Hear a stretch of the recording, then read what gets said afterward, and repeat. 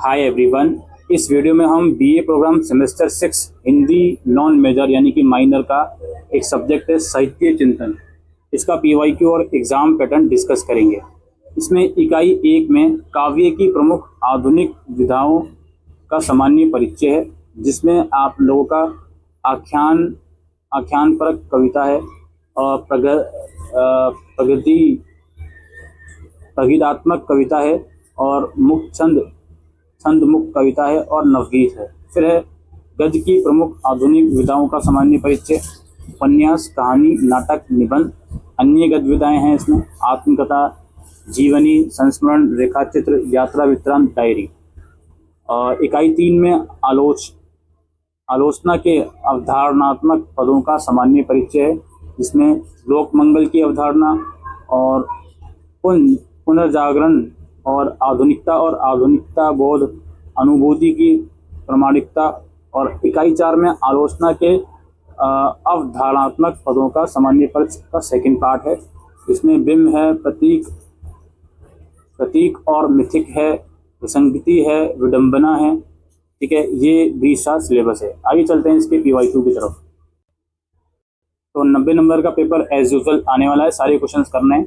Internal choice आपको हर question में देखने को मिलेगी। पहला क्वेश्चन हमारे पास है, छंद मुक्त कविता का स्वरूप स्पष्ट करते हुए उसकी विशेषताओं का साधारण वर्णन कीजिए। और नेक्स्ट है, प्रगीतात्मक कविता से आप क्या समझते हैं, साधारण लिखिए। डायरेक्ट क्वेश्चन है इसमें। नेक्स्ट क्वेश्चन है, उपन्यास के तत्वों पर प्रकाश डालिए।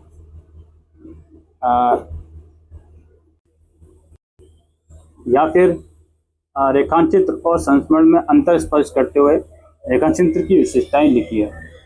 फिर नेक्स्ट है, लोक मंगल की अवधारणा को स्पष्ट कीजिए या फिर अनुभूति की प्रामाणिकता की अवधारणा को साधारण स्पष्ट कीजिए। फिर है दोस्तों, बिंब क्या है, कविता में बिंब का क्या महत्व है, साधारण स्पष्ट कीजिए।